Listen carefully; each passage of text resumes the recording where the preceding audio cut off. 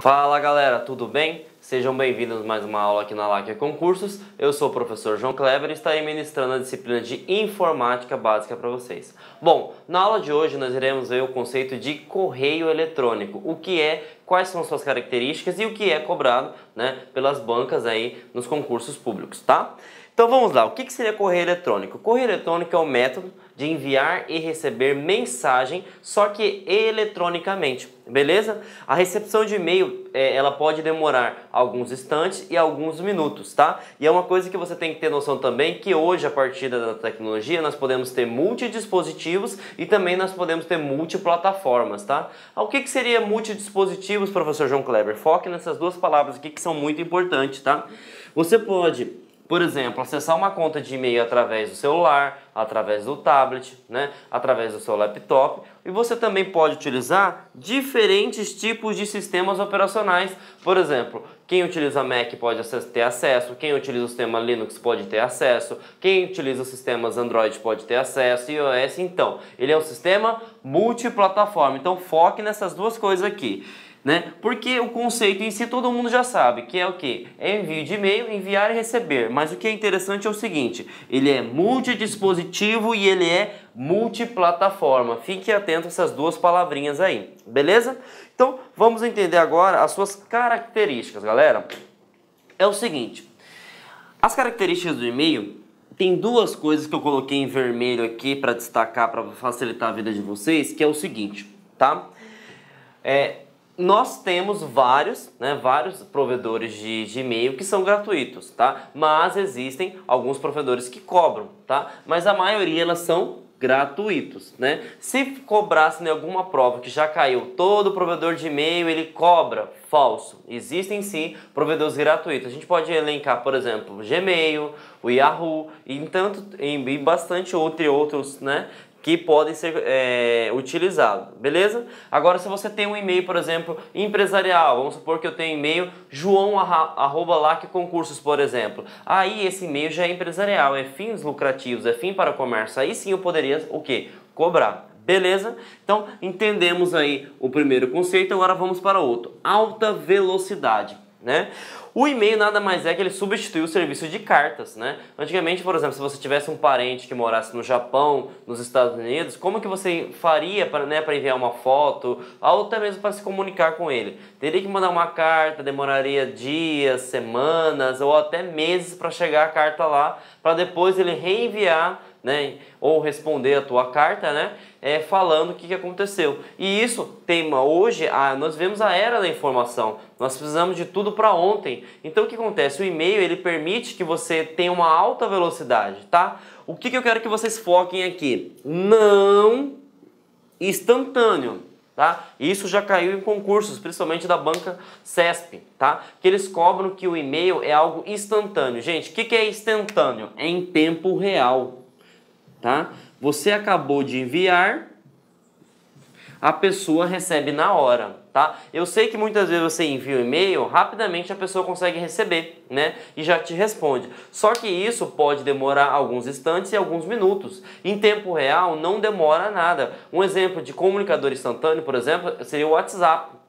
Você envia na hora e chega na hora, diferentemente do e-mail. Então fiquem atentos aí, que o e-mail ele não é instantâneo, tá? Quem é instantâneo são o quê? Os comunicadores instantâneos.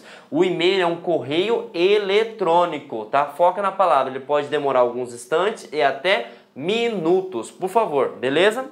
E também ele serve para a gente transferir arquivos, envio de fotos, imagens, etc. Beleza? Claro que tem que ver se o seu provedor, aceita uma quantidade X de armazenamento, tá? Beleza? Então, entendemos que ele pode ser gratuito, que algumas bancas falam que os correios eletrônicos, os provedores, eles têm que cobrar, falso, Eles possuem alta velocidade, só que ele não é o que? Em tempo real, ele não é instantâneo, tá? E também ele permite a transferência de arquivos, beleza? E aí vamos entender como que é feita a composição, de um correio eletrônico. Vamos pegar aqui primeiro um macete. A estrutura, de um e-mail, um endereço de um correio eletrônico é duas coisas, a caixa postal e o domínio, Para quem não sabe, a gente viu na aula de navegação, na aula de internet, que é o seguinte, o domínio nada mais é que um endereço na internet, né? E o que que acontece? Vamos pegar o meu e-mail, profjoãokleber@gmail.com. Então, até aqui eu fiz até uma separação para ficar fácil para vocês entenderem, é o nome da minha caixa postal, tá? Uma coisa importante, o meu nome é João Kleber, tá? Mas eu poderia muito bem colocar, por exemplo, Prof. Zé, Prof. Joaquim, porque a caixa postal não é obrigatoriamente necessário que seja o nome ou faça referência ao dono da caixa postal. Foi o exemplo que nem eu dei de domínios para vocês, né? O Banco do Brasil é uma empresa, mas o domínio dele é BB. Então, não necessariamente a caixa postal tem que ter o mesmo nome ou alguma referência ao dono da caixa postal. Então, fiquem atentos, beleza? E aqui, depois do arroba, o Gmail seria o quê? O meu provedor de serviço, o meu dono do meu serviço, que seria Gmail. Mas eu poderia, por exemplo, estar aqui, @lacconcursos.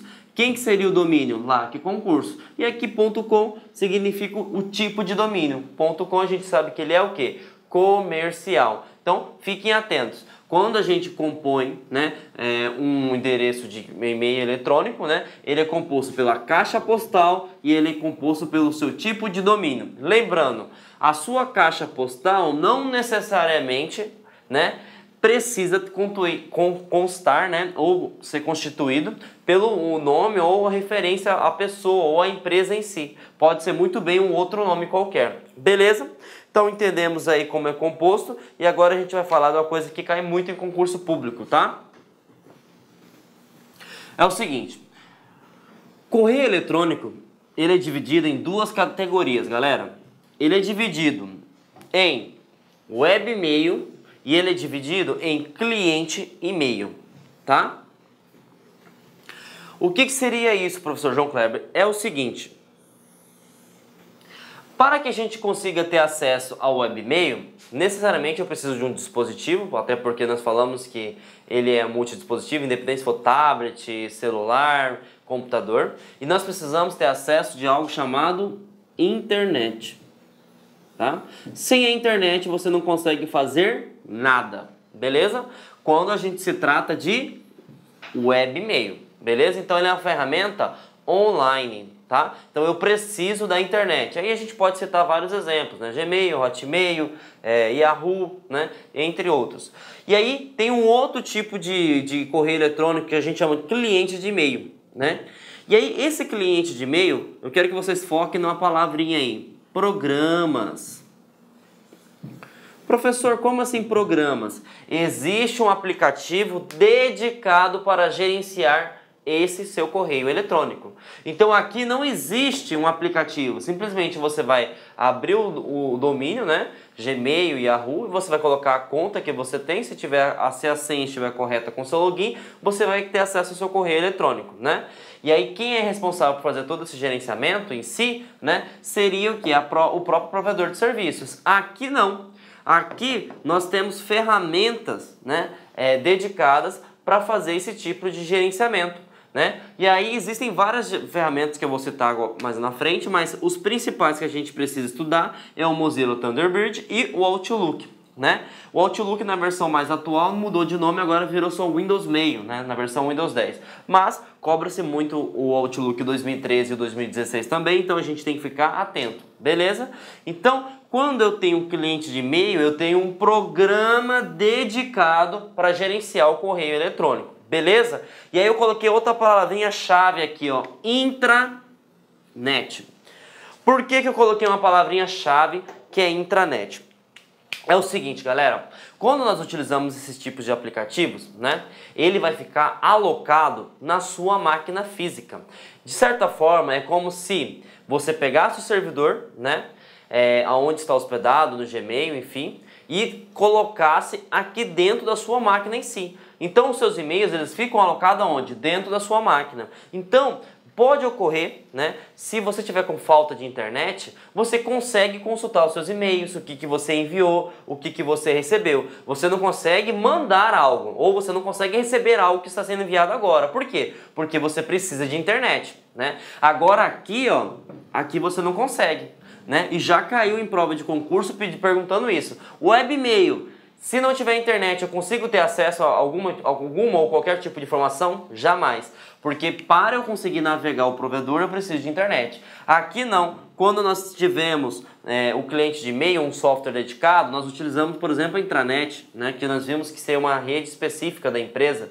E aí a gente pode ter um servidor dentro dessa intranet que vai armazenando o quê? Os e-mails. Então, por exemplo, você não vai conseguir enviar e nem receber agora, mas os e-mails que você enviou ontem, na semana passada, no mês passado, você vai ter acesso. Diferentemente do webmail, que você não tem acesso a nada. Então, isso aí já caiu em prova, então a gente tem que ficar muito atento a isso, beleza?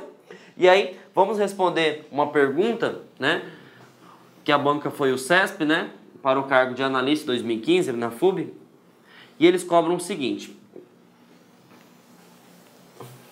acerca de programas de navegação e de correio eletrônico, julgue o item que se segue. Webmails são programas de correio eletrônico destinados a acessar. Tem então tranquilamente correto, né? Via web, continua correto. Contas de e-mail que não... Opa, já quando coloca não acesso, já sabe que ele quer confundir vocês. Que não pode... Olá, meus amigos, minhas amigas, sou o professor Luiz Antônio Carvalho. Estou aqui para fazer um convite muito especial para vocês, um convite para você acessar o nosso site laconcurso.com.br, porque lá nós preparamos um super curso online para o processo seletivo da Unemat 2018. Nosso curso, ele atende 100% ponto a ponto do digital para o cargo de agente universitário, gente. São 74 vagas, a remuneração... Puta que pariu! Agente universitário, 74 vagas, é isso mesmo.